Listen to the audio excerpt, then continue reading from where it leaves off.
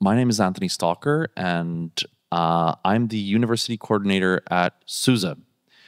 But as you'll notice, tonight isn't about SUSE.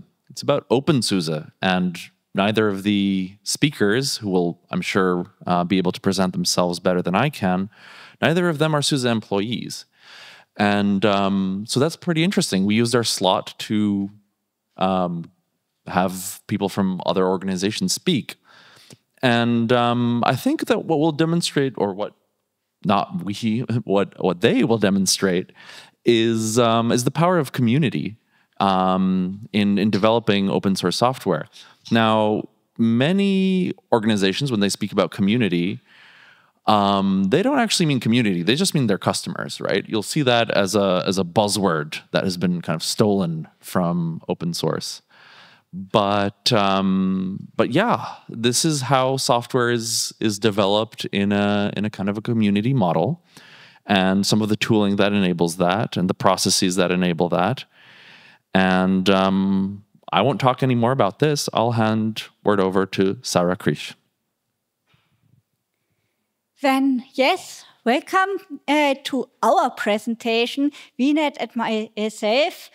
Why I have invited VNet is that he asked me, how do you receive your talks to go at universities? And can I speak also? And I said, I'm invited via SUSE to here. Why don't join to this talk as a kernel developer, and we speak about the collaboration between all of us. Therefore, the students here had the wish that I would speak about the packaging part with the Open Build Service, which is used as the openSUSE build service. And he will speak about the Linux Kernel Development van. And afterwards, you will receive an overview, as he already said, the collaboration between openSUSE, IBM, Open Mainframe project, SUSE, and all around. Something about myself. You can see I have got a professional CV and an open source CV. I didn't choose the default path. I have got an associate education as a computer science expert for system integration, worked as a sysadmin afterwards. When that was too boring, I wanted to learn also development. Therefore, I have added the bachelor in computer science at the Nürnberg Institute of Technology, also well known as Technische Hochschule Nürnberg, where I created the working group open source for educating our students in Linux and everything else. When I became a senior consultant at Accenture, my focus has been on mainframes, multi-cloud platforms, and Kubernetes, because I wrote also my bachelor thesis at IBM about Kubernetes on the mainframe. Now I'm a part-time master student in computer science and information systems. Therefore, I'm studying besides my job. And my last job role was IT development lead for truck manufacturing. I was that until February, and next month I will join a new company. But in my free time, I started at openSUSE with translations and documentations, created bug reports, attended conferences with booths and presentations, was the global coordinator localization.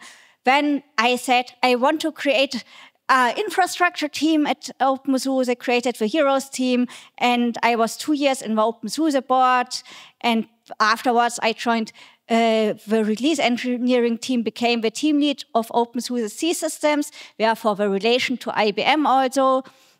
And additionally to that, I'm the co-chair of a Linux distribution working group at the Open Mainframe project. On this way, I can call me as the chief of all Linux distributions on the mainframe. But anyways, we are coming to VNet. Thank you, Sarah. Hi, everyone. My name is Vineet Vijayan. I am a Linux kernel developer from IBM.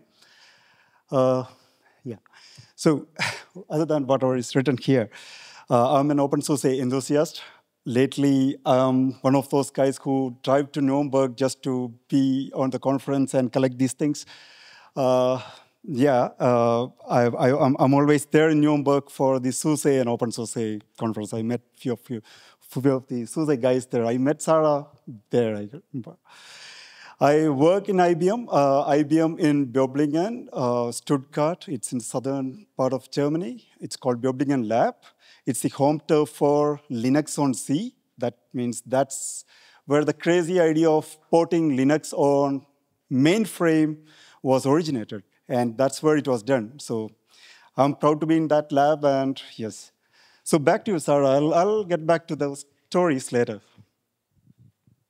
Yes, when we are coming back to the topic openSUSE project, that is the community open source project of SUSE, where SUSE Linux Enterprise is based on. We have got different Linux distributions for different goals. I'm using openSUSE Tumbleweed on my laptop, which is a rolling release.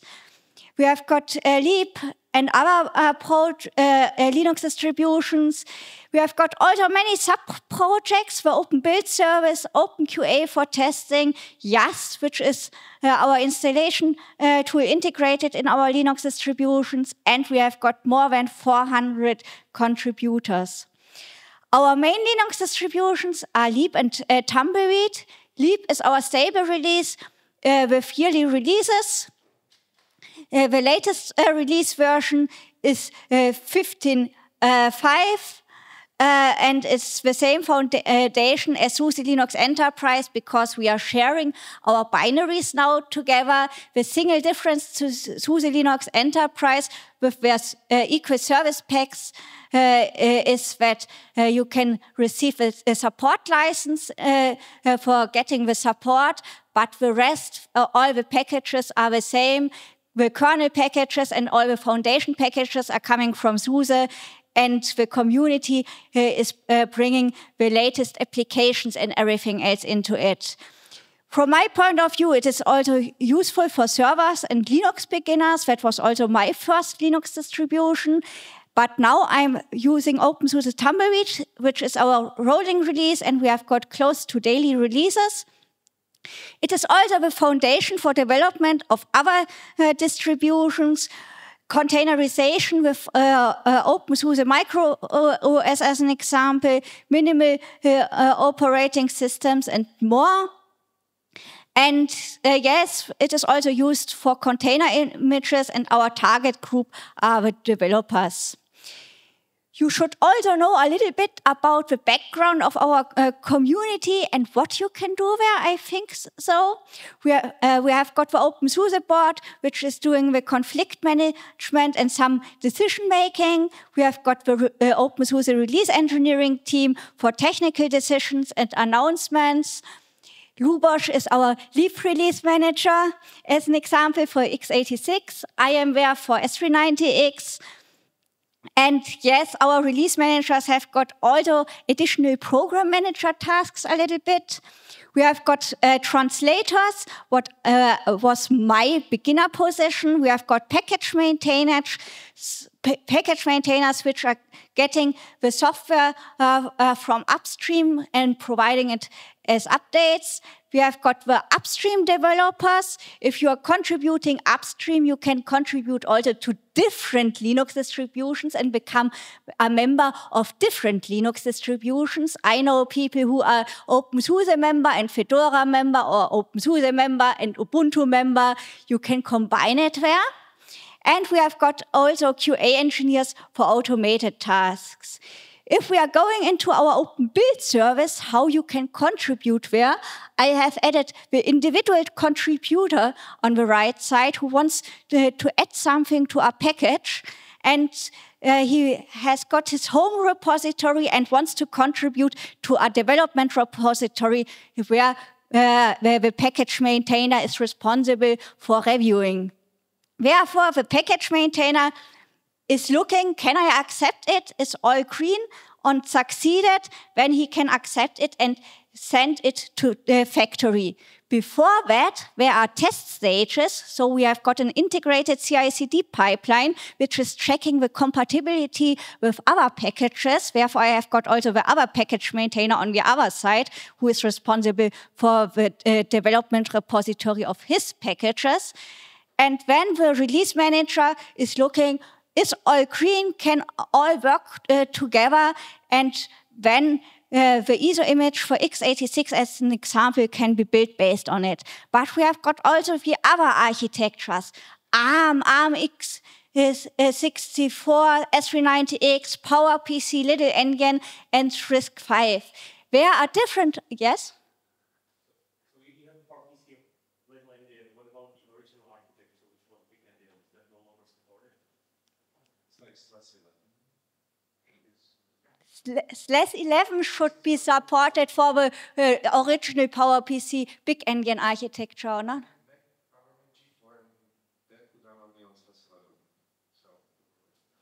Yes, we have removed the original Big Endian PowerPC architecture because of missing volunteers and support from IBM side regarding that.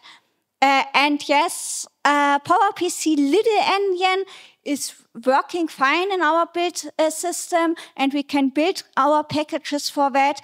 S390X is in my hands. I have got my connections as a former IBM employee to IBM to get things running and updated if there are any problems. Therefore, we can maintain it continuously. Therefore, we are building all architectures where we have got volunteers or support from company side, I have to say. Therefore, yes, we have got release engineers for the different architectures. The PowerPC Little Endian architecture was maintained by a former IBMer who is retired now, and he was responsible for Fedora and openSUSE in parallel, also a cross-collaboration contributor. Now that is missing at the moment, but we maintain it via our release managers continuously. But anyways, we get it up and running. From that, we are coming to the release engineering team. We are responsible for successful releases. We are managing and forwarding bug reports to the bug owners. The Open Build Service has got also roles as bug owners besides of the package maintainer role. We fix architecture-related issues as in our release engineering roles. And then we are publishing also release announcements and manage our websites for the releases. So if we mean there is anything missing, we can contribute via GitHub to our websites, and then it will be updated. I publish also my release announcements in the IBM community, and I get credits for it. But anyways, yes, that's a release engineering role responsibility, and we make technical decisions together with SUSE, because SUSE has got also project managers in our team that we can work together, and we collect feature requests. Luboš is the main responsible person there. And we have got agile status update meetings on a weekly basis. And yes, we have got representatives for x86, S390X, ARM, and PowerWare.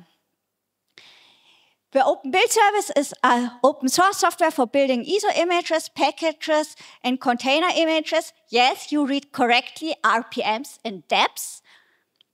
We don't provide only SUSE and openSUSE. You can build also Fedora, RHEL, Debian, Ubuntu, Scientific Linux, CentOS Stream, Margaya, AppImage, Univention, OpenEuler, Raspbian, and Arch Linux. I believe I have seen also already Alma Linux package builds in our build service. Therefore, you can build that all. We have got an integrated CI/CD pipeline. Green is for success, red is for failed or unresolvable, and you can see also broken if there are dependency problems or your software is not updated. And the URL for getting this software is the Open Build Service org. That is the mainframe hardware behind our build service. We have got the C13 and the C15. You should know that a new version is coming up every second year. And this year, last month, IBM has announced the C17. If you want to calculate back, you can know how old these systems are. We hope we can receive more updated systems now or really soon, but the plan is that we would receive it earliest in 1 year, and we have got problems to test artificial intelligence, which is part of the C16 and C17 on it. Therefore, yes, we can build and provide software based on it, but it is really old. The structure in the Open Build Service, you have seen it before. We have got a development project for every different software. We can use dependency checks automated before it is going to factory. We do also manual checks for critical software. Therefore, if we get an updated GCC or something like that, that will be also checked manually. We are forwarding that all to the architecture-specific ports and check there also whether all is working. We are building the packages, ISO images, some container images on the build hardware in the data center. And we have got also automated container releases for our container registry under registry.opensuse.org. We are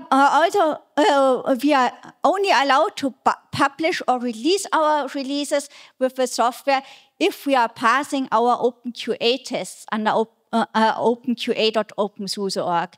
This example is a Java package in the Java development repository. One question to you, who has developed already with Java? I hope a lot, yes. Does anybody know what is OpenJ9? You. Yes, I believe he knows it because he's from the mainframe world. OpenJ9 is a project by IBM which is adding mainframe features into the Java compiler, and it is a project in the Eclipse Foundation. Therefore, yes, I am requesting close to every year that we are receiving also Java together with OpenJ9 that we can provide for our enterprise and community users also mainframe features for Java.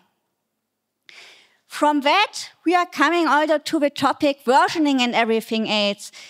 I learned at the universities a lot about software bill of materials, and from my point of view, we are including that also in our spec files where we are defining what we want to have in build. Therefore, we can define software dependencies with build requires, and provides, and where we can add also with a version requires. In this example, I have got a build requires for GCC, C++ with that you should use a version higher than 14 or higher equal 14. You can also define special version numbers, and the software will use for the specific software version then, but we can use it also for different architectures, different Linux distributions. But anyways, if we wouldn't have that, the release managers would have to update the software bill of materials on a daily basis because we are providing daily updates. We have got also a command line interface for release engineers and package maintainers, the OSC command. The OSC command is available for most Linux distributions, and you can build packages on your own device or send it then to the Open Build service. But the package should be built also in the background on the hardware in the SUSE data center. And here I check for dependencies in the terminal which packages requires LLVM 20 for S390X as an example. You can replace the S390X also with x86 64 as an example, or anything else. You can replace the name of the package name. And if you remove the double point C systems, then you check the x86 packages in factory. Then I want to show you a little bit how you can check for versions and architectures with if-else cases in a spec file. I have used QEMU as an example. With if-arch S390X, you can check whether you have got the S390X architecture here, and you requires for the QEMU for the special architecture. With else and if you can define other requirements. And on the right side, I have added an example that we are checking the SUSE version higher 16, that it requires Python 3 S-Things, and for openSUSE Tumbleweed and everything else, we want to use Python 3.11 as an example. On this way, we are sure that we can use different Python versions as an example. Here I have listed a little bit important commands for the Open Build service. If you are using the command line interface, you can use checkout or checkout branch. You should work only in your home repository. Ada Lovelace is my own username. Therefore, I have checked out a Python package into my home repository and checked out it on my own laptop then. But you can use it also with checkout and branch equal to GitHub if you want to create a fork automatically with the checkout. The BCO instead of the CO is providing the feature that you can check out the development branch, and it creates automatically a branch in your home repository. What is required if you are editing a file, you have to edit afterwards, equal with Git with OSC add. With OSC RM, you can remove files. This example with for 3 and 3.2 is an example you want to update a software package with tar archives. You commit it equal with as in GitHub with OSC commit. What I have a mistake with the changelog entry. OSC CV is the command for adding a changelog entry or adding something for it, and the build log will be shown with OSC build log. I told you a little bit already about openSUSE Leap and SUSE Linux Enterprise, and we can manage both in a spec file. Here I have got an overview how we are working together. Leap has got the same packages as SUSE Linux Enterprise with every service pack. The single exception now is the new service pack at SUSE Linux Enterprise. That's only for SUSE, but the rest is step by step a pair working between SUSE and openSUSE, and we are receiving our latest packages from openSUSE Tumbleweed, which is also our openSUSE factory. We are receiving also security updates and everything else from SUSE side, and we are checking it also in our CI/CD pipelines. But the situation at open source projects is that the security scan environments are really expensive, and yes, we have got nothing else, only our CI/CD environments. Therefore, enterprise companies and other people should report that security issues can be fixed, I have to say. We are in a relationship with SUSE security. That's an example, funny situation. A community member found a security issue and wanted to receive a CVE number because openSUSE has no access to CVE databases. And SUSE security said, when SUSE has got enough CVE numbers, what has happened? The community member said, I have fixed already something with cgrep in UpperMore. I want to reference it. Then SUSE is requesting, that is CVE 2022-1271. Send me more details that I create a database entry. That's how the community is working with SUSE related to security. And if we submit all updated packages, that's our review and test process, that we submit something into the open build service. We are receiving an automatic review from the system, whether all can be built. Then we have got integrated tests in the path to factory, sometimes especially at Leap. We have got also manual reviews before it is going to factory, and afterwards, if all tests in OpenQA are passed, we can release Tumbleweed. But now we are coming to openSUSE and IBM and the collaboration here. The official supported Linux distributions by IBM are SUSE Linux Enterprise, Red Hat Enterprise Linux, and Ubuntu.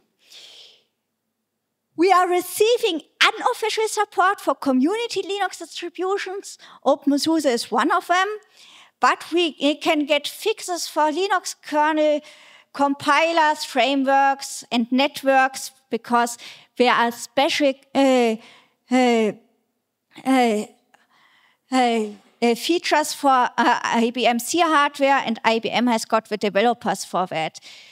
My responsibility as a team lead for openSUSE systems is that I forward all the bug reports via the Linux program managers at the IBM to the kernel developer as an example, and therefore we have got also the benefit of knowledge about the Linux on C department at IBM. If we want to test and develop something for our own, we have got development infrastructure, the Linux One open source software community cloud. But how can we achieve that? You can achieve more together than alone. Thanks, Sarah. Thank you, Sarah. Right, so during my introduction, I told you about my workplace. I told this is where Linux on C was originated. So so this was deep technical. I want to go a bit non-technical part. So I want to start with the history of Linux on C. So back in late 1990s, so Unix was becoming more popular. There are a lot of people who are installing Linux on their desktops. So a couple of engineers from IBM, they thought, okay, we have a super cool machine here, mainframe. Why don't we install Linux on, why don't we port Linux on mainframe? And people call it skunkwork. They did the porting. They did the porting in a weekend. And back 1999, they published the patches, the port for S390X architecture to the community. And SUSE, SLUS was the very first distribution with S390 architecture support, which was released in 2000. And Gendreben released 2016. It was, I don't remember the version, openSUSE Tumbleword. Yeah, so that was the first version, yeah. Yeah, So that's how it happened, and that's the history. Now, what is IBM Z? So we were talking about mainframes, we are talking about IBM Z. So both are same, right? It's just another name. Officially, Z stands for zero downtime. I know there are many instances where people just buy an IBM, not people, corporates buy IBM, they forgot that there is an IBM, everything is working on IBM, and after 10 years, they remember, okay, I have to do some updates. So there are a couple of news about that, but so IBM Z, zero downtime, we say it's 99.999% availability. Now, this is S390X architecture. It's the only big Indian architecture in the server market right now. We have unmatched virtualization. We have Prism, LPARs, logical partitions, ZVMs, KVMs. LPARs are like very isolated, different hypervisors. I mean, totally isolated virtual machines. Then, what's special for me in IBM Z is the I/O subsystem. So asynchronous, non-blocking I/O, multipath failover. So this is like so there's a totally different operating system just for the I/Os, and it is like how do you say? It's a totally parallel world for the operating system. Current distributions for S390, as Sarah mentioned, we have officially SUSE, Red Hat, and Ubuntu, but we have the community support for openSUSE, Fedora, Alpine, Rocky, Alma, Debian, and yeah. So the list goes on. Now, coming to the main part, what is the job role of a Linux kernel developer for C, right? So that's what I told Sarah, that's what I'm going to discuss here. So what does a Linux kernel developer do in IBM? I mean, in the context of C. So we have feature developments, of course. We have hardware driver developments. So as Sarah mentioned, every 2 years, there is a new machine comes up. In April 8th, we announced Z17, the very next IBM's machine. So when a new machine comes with a lot of new features, a lot of new hardwares, a lot of new extra accessories. So as a kernel developer, this development, I mean, this enablement of this hardware is one of the main tasks for us. Of course, with every feature development comes a lot of debugging. We have bug fixes. So where do we get the bugs from? I'll get back to that. Then we have a lot of maintenance. We have a lot of reviews coming up. Then everything because of the collaboration with upstream. Now, how do we collaborate? So in upstream, we have 2 different mailing lists. LKML, the very first one, I mean, the main mailing list, Linux kernel mailing list. Then we have S390 Weaker. We have S393, our own tree, which is where the pull request starts from. And this is where our chief maintainers ask Linus to take our patches for the next version or next Linux Next. Almost all S390 specific changes goes to this particular tree, but there are exceptions. For example, we have storage systems, we have networking, we have, I mean, the block layers and networkings, right? These things, they may not be sometimes not architecture specific. They have to go with their own branches. So those things are rerouted, but otherwise everything which is very specific to S390 goes through this particular tree.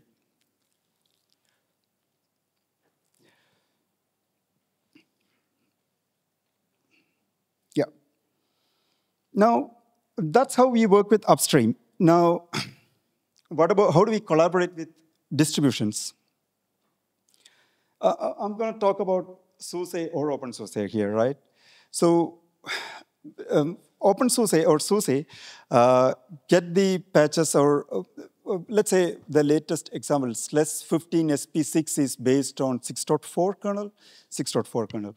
So SUSE gets the code from 6.4 upstream kernel. And as a Linux kernel developer, what our job is, okay, if there is a SUSE release coming up, and they're going to take it from 6.4, which means I have to fix all the bugs and push everything to upstream. I have to do the reviews, I have to do the verification, CI and everything, and push it to 6.4 before SUSE take it for the release. Now, sometimes we also have to do some backport to 6.4 so that SUSE's new version or openSUSE's new version gets these features. Then the bug fixes from distributions, right? So distributions are our how do you say, the gateway to customer, right? Every customer uses one of those distributions. Now, customers find an issue, they directly contact SUSE, or in case of openSUSE, they directly, we have the public Bugzilla, where they try to say, Sarah, this is not working. Now, these things, sometimes what happens is the kernel team for openSUSE try to work on that, they fix the issue. Now they fix the issue, they send it to the IBM mailing list. Then in the IBM mailing list, they ask, okay, we have a problem. This is how I can reproduce this, and this is how I fixed it. Can you verify it? Now, our job is to make sure that this is a working machine. I mean, this patch is not just for openSUSE, right? This is something useful for everyone, every other customer. So we do the review, we make sure that everything is working, we do the CI verification, then we tell the developer to upstream it, or we take it to S393 and push it to upstream, so that any other customer who get the same issue can get the patch from this upstream. Now, sometimes what happens is the distributions doesn't have the right resource, right?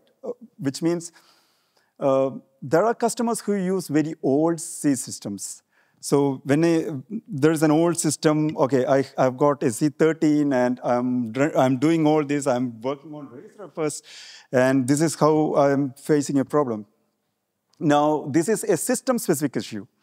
Now, when there's a system-specific issue, there's a problem. There's a limitation for distributions to work on that. Then they have to give it to IBM. Then IBM has got a test lab with all the machines. So we try to find or reproduce that issue on our system and try to find the fix for that. So there's a couple of things that I would like to talk about here is DBG info. That's one of my favorite scripts. So we usually ask customers to share the output of DBG info. What is DBG info? It just gets all the data from the customer system, get all the environments, what kind of machines he is using, what kind of hypervisor, what kind of devices he has connected to, and how many days he is running that particular system on. So we get all that system. And there is also another part where we cannot, sometimes it's not very easy for the customers to send the data to us. I mean, we have customers who are, very data-sensitive customers, right? So we have different channels to get this data where we get it certified to read this kind of data. And so these data-sensitive stuff, we have a different channel, and we try to get that and try to create similar environment and try to create similar issue on our systems. And then we try to fix that issue. This is a recent issue. So SLES 15SP5 6.4 kernel had got an issue which was reported by a customer. Now, then we realized, okay, this issue we have already seen and fixed it, but this was pushed to a later kernel, like 6.11 or so. So what happens then? So yeah, as the Linux kernel developer here for openSUSE, his job is to backport that commit. So we tell, okay, we have this fix in this particular commit ID in upstream. Then he backport that. Or sometimes for some other distributions, we backport it ourselves because there can be conflicts. In SUSE's case, you fix it yourself, but for other distributions, we do the backporting and we try to fix the conflicts and say, okay, this is how it works.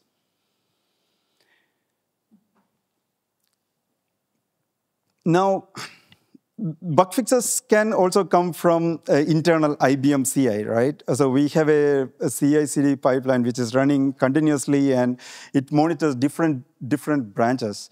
Like we have Linux Next, we have Linux, the current development branch, we have upstream branch, we have different versions of kernel, different versions of user tools, S390 tools, and everything. So we try to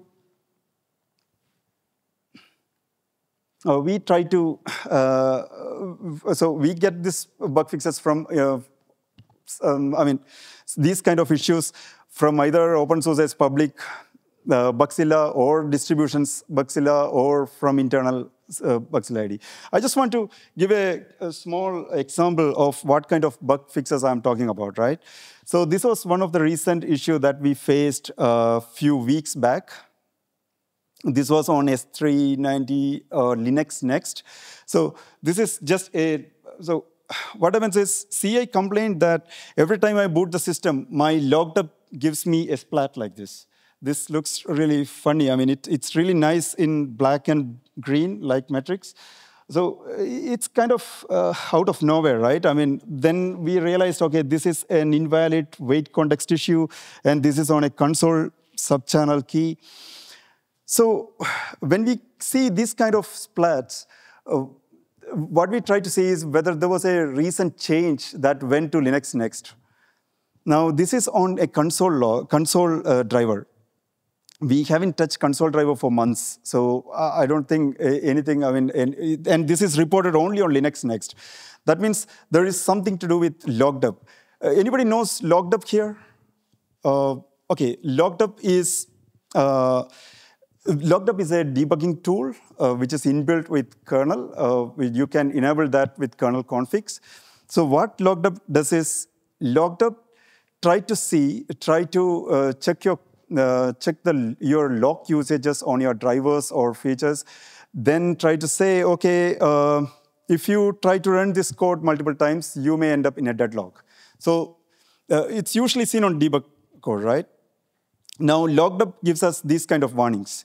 There is a locking issue here, there is a wait context issue, and it's on subchannel key, and yeah, you have to beware because when you run the system for multiple times, maybe you end up in a deadlock.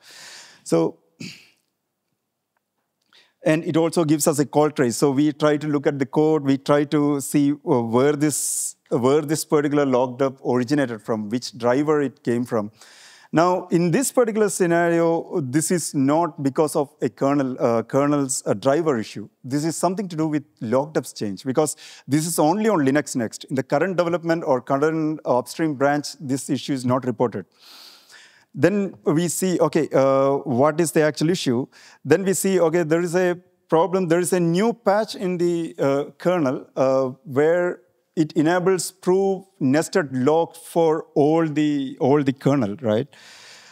Which is not correct in my opinion, because I mean this is prove nested lock, which is this particular configuration. What it does is it tries to see if a spin lock, a spin lock loop is happening. I mean recurring spin locks are there or not.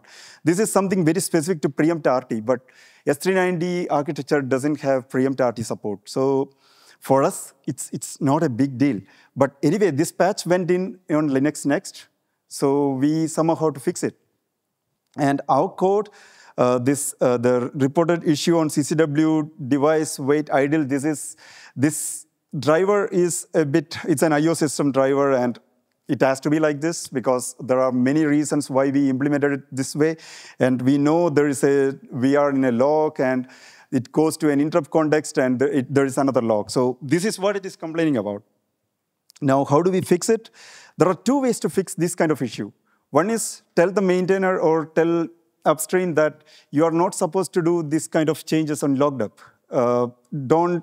Please don't include S390 architecture for this kind of configurations. The second option is try to find a solution yourself, right? Try to find some kind of a hack.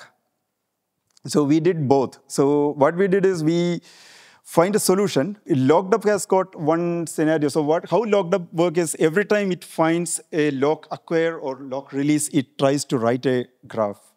And this graph, and based on this graph, they try to say, okay, we have a deadlock coming or not. Now, there is multiple ways to override this graph. And lockup gives an option to override the graph. So we use that option, and this issue is not seen. But we don't want to send this to upstream. Because this is not a proper fix. This is a hack. So we told Linux Next guys, like, okay, you cannot send this. I mean, this kind of configurations cannot be enabled for non-preemptive kernel. And there were a lot of other architecture which support this idea. I mean, we had similar issues on x86 architecture, ARM64. So this is how we work. Yeah, I think this is what I just mentioned. I forgot the slide change. So, yeah. So yeah, there was Wayman who reported that this is wrong config. Wayman is like one of the senior member in the community, and he said, okay, we can't use this for non-preemptive kernels, and yes, so we don't have to send our hack to the upstream.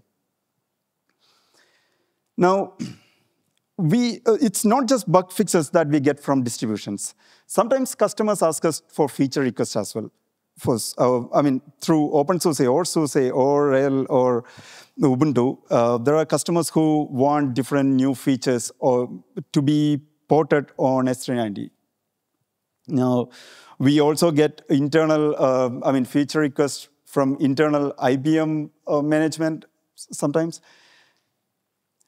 Now, the main problem with porting a new package on S390 is for most of the packages, it's totally fine. But there are a few times when the customer asks us to port one particular package. When we look at the package, the maintainer, there is no much commit hits. The maintainer is not worked on that for years. So, but there are more people who wanted to use this. How do we do that? I mean, sometimes we say, okay, we can't take this package because, I mean, this is not being maintained by anyone. Nobody in the community is really working on that.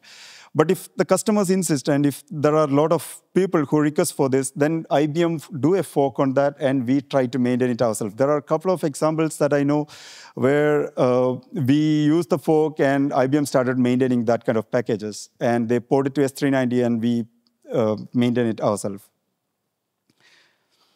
This is one of the things that I wanted to talk to you guys. How do you start? How can you contribute to S390 architectures, Linux kernel development, right?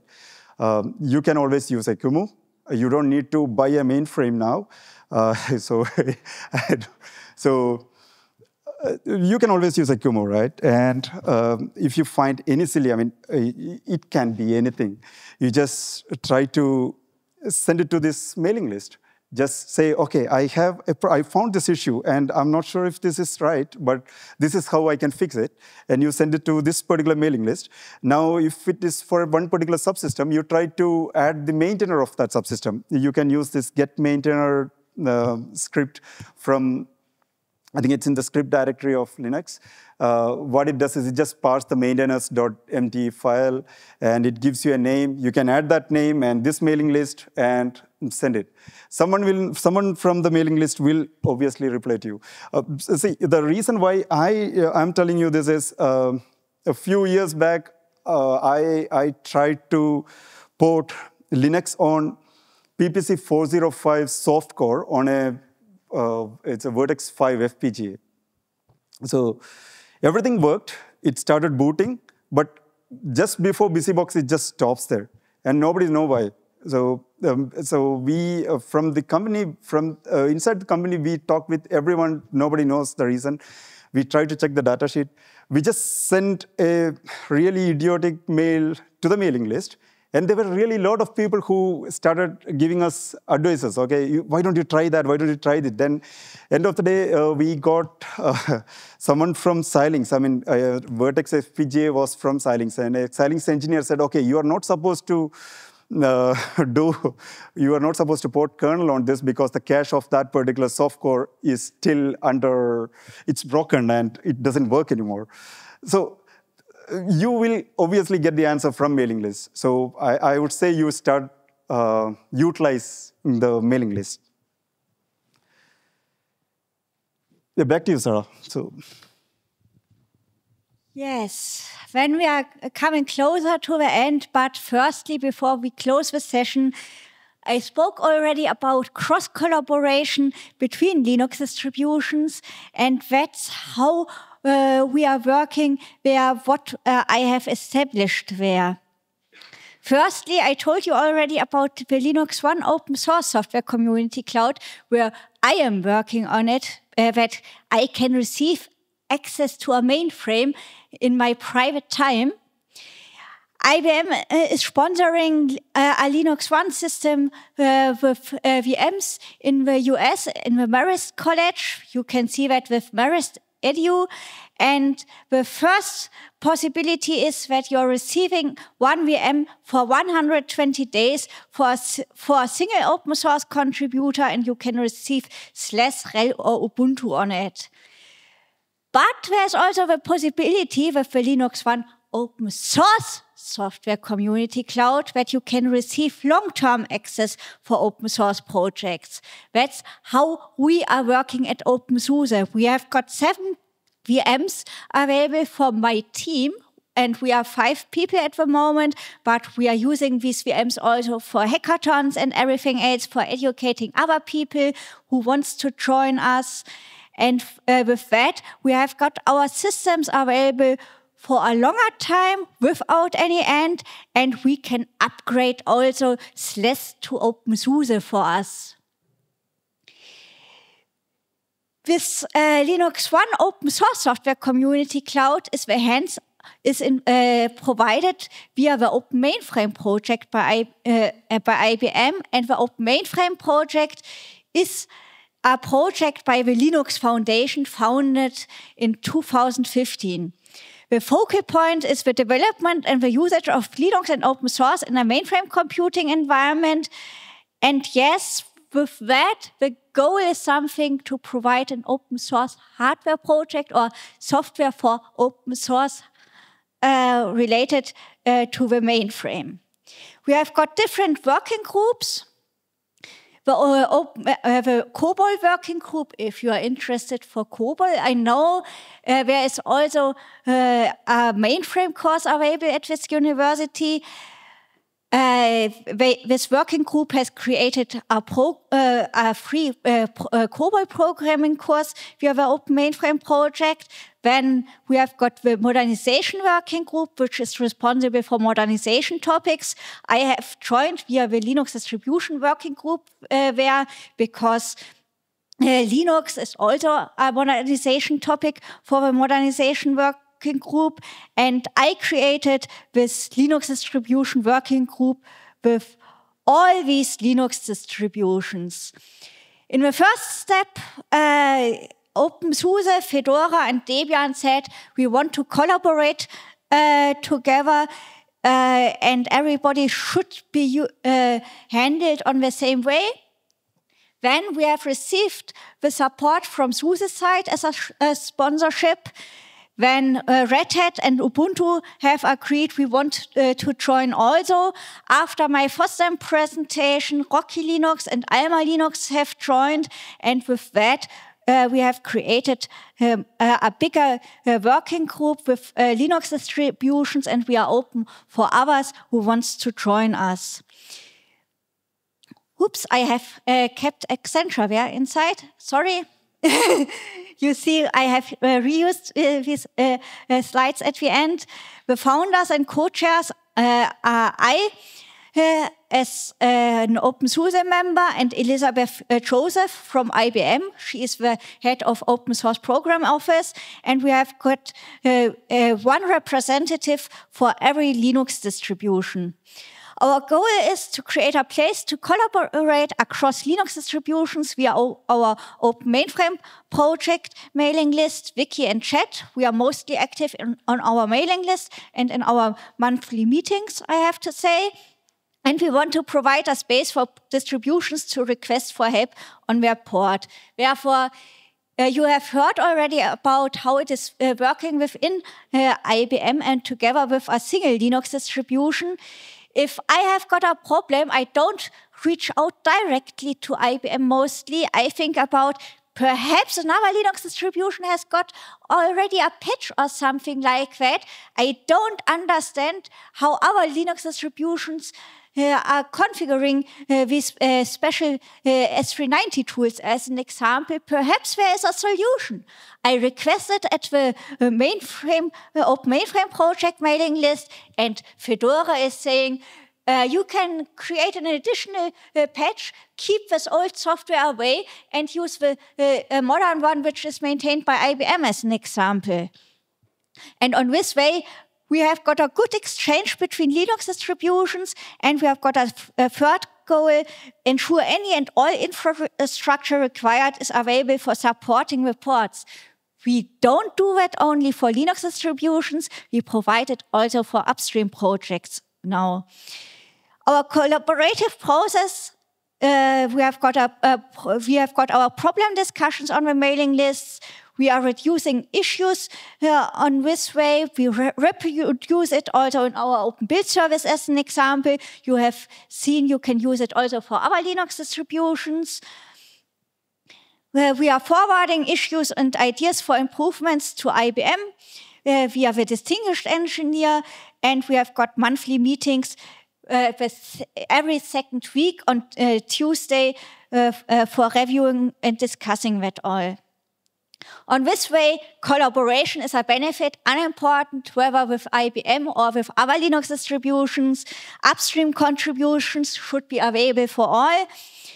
We can lower on this way the research and development costs, unimportant whether at IBM or in the community.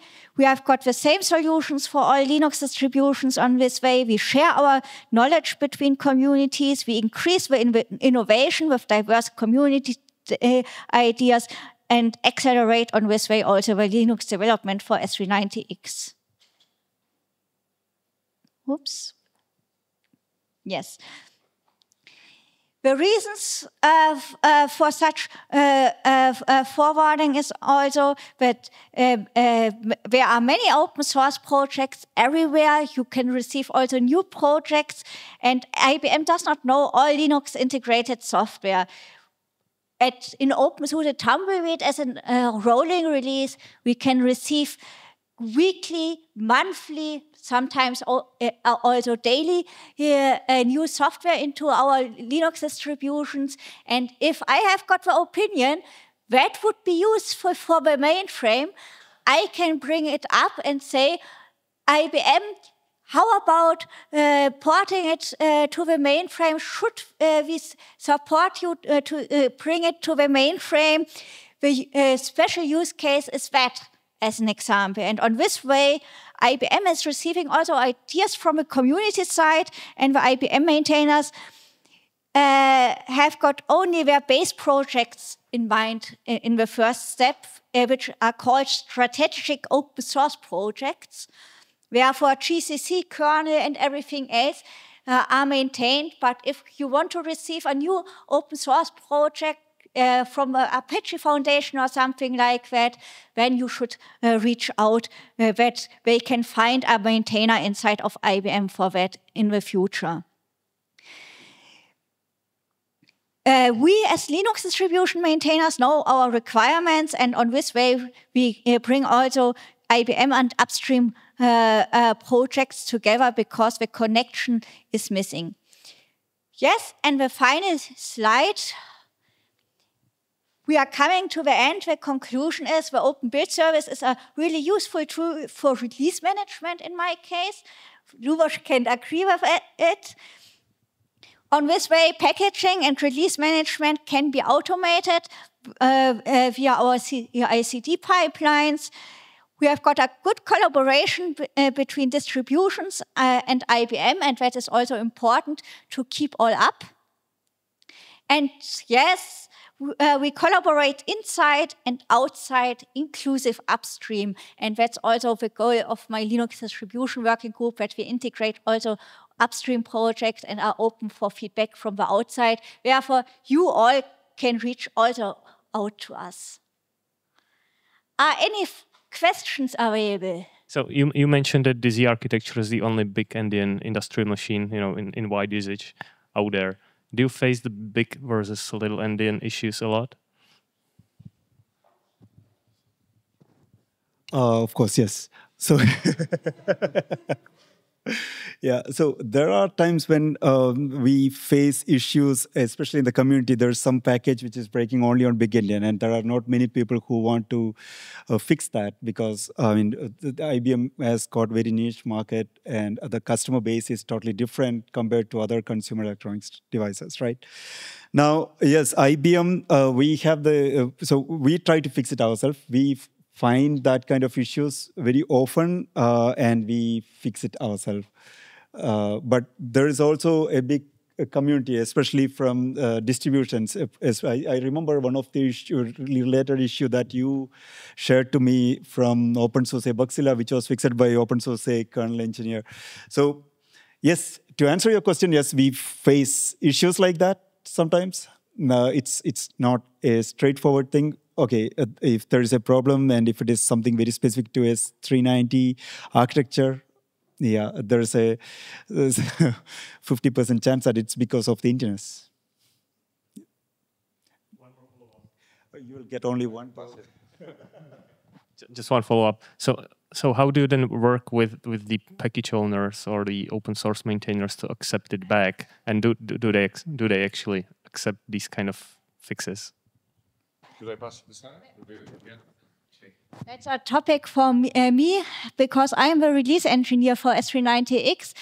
I go through our open build, our Bugzilla on a weekly basis where there are new bug reports open related to S390X, and I have got an eye on our open build service where there are build failures.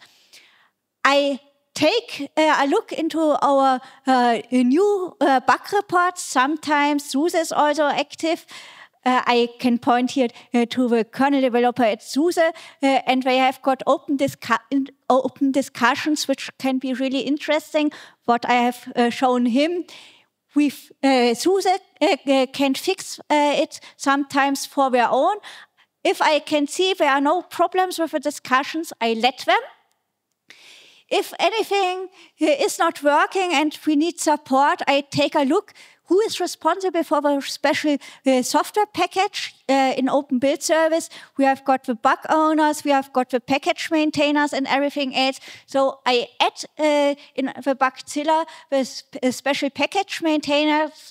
One special situation as an example was PostgreSQL some years ago, which was not working correctly because of a compiler issue. Therefore, the PostgreSQL maintainers are discussing together with the compiler maintainers at openSUSE, and if we cannot achieve anything, I add the program manager from IBM to the bug report. Can you forward it to a qualified person who knows it in deeper details with this compiler, what can be wrong with the application here? And when the program manager from IBM is adding the developer on IBM side. Therefore, I let the people discuss for their own firstly, contribute my own ideas. If we don't achieve anything for our own from distribution side, I add IBM. Yes, I can show also OBS. That's the project where I am working on it. On the right side, you can see it with succeeded, blocked, scheduled packages. Scheduled is that there are some projects building.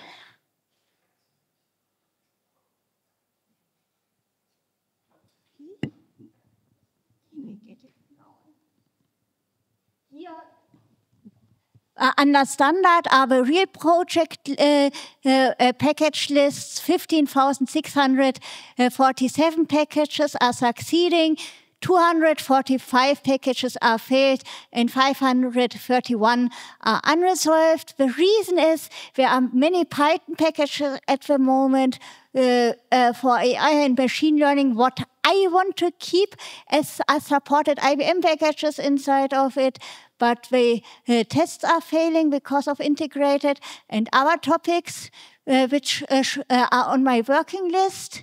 But let's take a look to any software package. Dim, dim, dim. Unimportant where. Let's go to the special development project, and under users, you can see the list with bug owners, maintainers, and everything else. And here, as an example, you can see who is responsible for that and can help perhaps.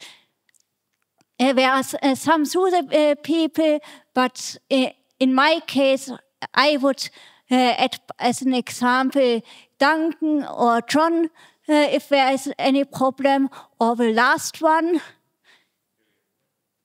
And in the overview, on the right side, you can see which architectures are building successfully. You can see they are building also in the development project for S390X and verify it. And here you can receive access to the build log. If you want to analyze something, you can get the full log file with download the log file, and then you can scroll through it, or with Steuerung F, you can look for errors and everything else, and on this way, you are coming to the error messages. Yes, and our build service, build.opensuse.org, is public for everybody. One special hint about log files and everything else: the URL above is different for the public access and the internal access. I learned that also with upstream work, that I wanted to share the log file, which is in live stream in GitHub when in the upstream issues are available. But I didn't keep in mind that I was logged in. That can happen sometimes, and when I have logged myself out, went to the log file again, and have used the correct log link for adding the log output link to the upstream issue. That has happened sometimes with myself. Luboš has got the same experience, but yes, that can happen. And everybody can receive a user at openSUSE. If we are going back, I am logged in here. I can log out, and I can show you how you can create a user account.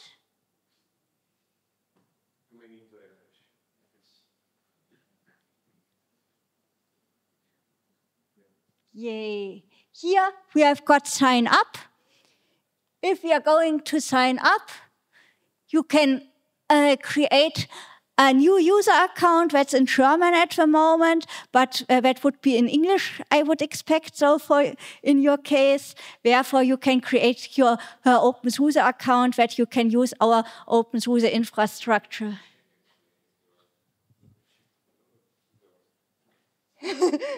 Yes, you can use also our Bugzilla. With bugzilla.opensuse.org, you can create your user accounts where you can use the build service for creating a user account, and then you can work with our infrastructure.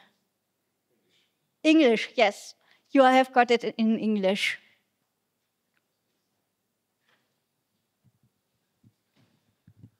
Okay, since I guess we have no more questions, let me just wrap it up. First of all, thank you for those who made it in person. Thank you to those who made it online.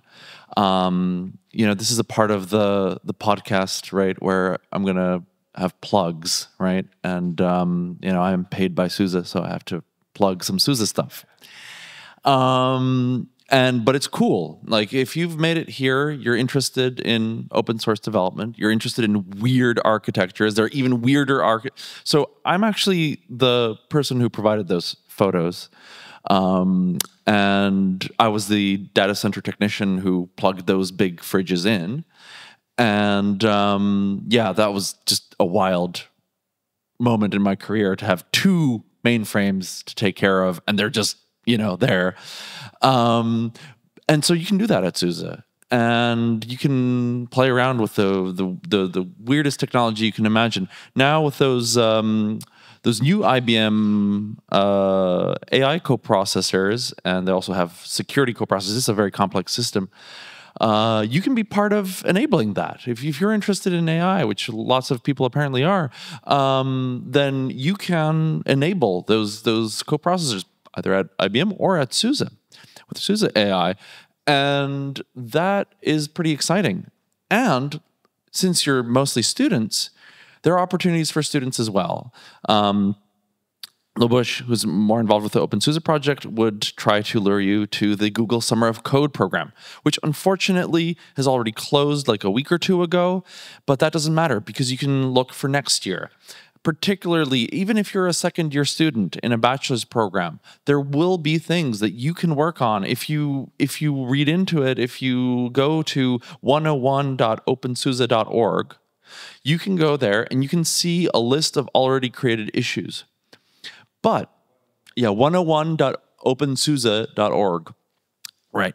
So that's a great start for you in the community. Very low barrier to entry, and it's paid. Right. So, yeah. So, and it's a paid opportunity.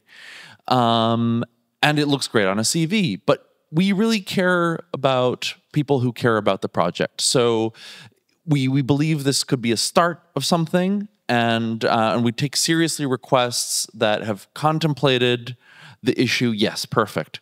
So it's all very well documented. You can all see. So unfortunately, we have a little bug that the projects aren't loading. There's only one there. It's a JavaScript issue. Any JavaScript people here? Okay. Well, you know, one thing to do would be to fix that. Then you know, we can talk about the projects.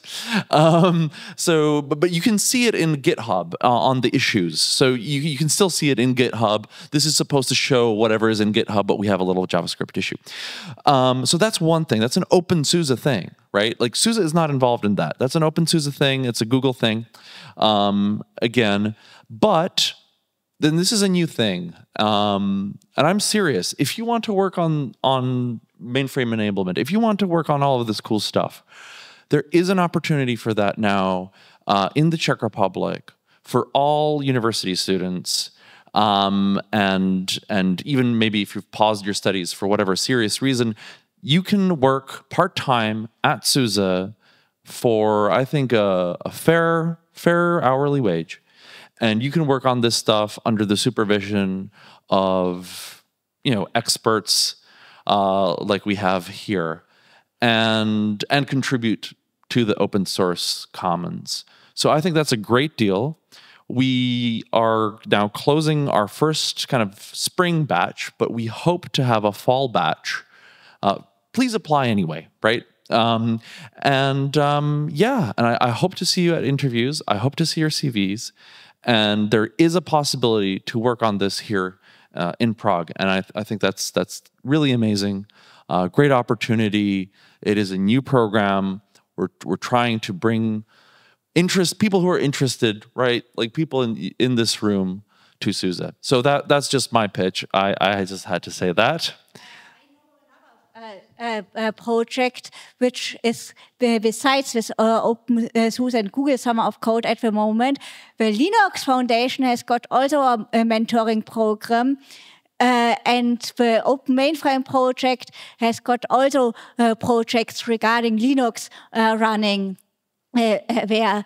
And if you are interested, where the application time is running at the moment, since 1 or 2 weeks, I believe so. Therefore, Google Summer of Code the application time is closed, but the Linux Foundation with the Open Mainframe project mentoring program is open at the moment. So thank you. So you really have no excuse, right? If you want to work with this stuff, it's really just about like writing an email, okay? Maybe one relevant thing, I'm sure that all of you will probably work on some project, software project like bachelor thesis or diploma thesis. That OBS is for free. You can actually take sources, you can put it there, you can actually, you can collaborate with others, you can build it on S396, Intel, Power, whatever you want. Mr. Pisha can actually help you with the account if you need any help, and it's available to everyone. And you can build your software for Fedora, for Ubuntu, for openSUSE. I think that we are the only distro which actually offers service that also thinks about the other distributions. So make sure to use it like it's for free. We don't charge you anything. You can have anonymous nickname, whatever you want, and yeah, just use it. And by default, actually, if anything changes that you depend on, it will automatically get rebuilt, and you get a lot of extra volume. So it'll be always built against the latest libraries and Tumbleweed and so on. There is a lot of benefits of using OBS. Okay, so I think it's now time to wrap it up because yeah, we're a bit over time. But I'm glad the vast majority of you stayed. That means you're interested. That's good. Oh yeah. Yeah, there's pens, stickers, yeah, that sort of stuff. Okay, thanks for your attention, and thank you.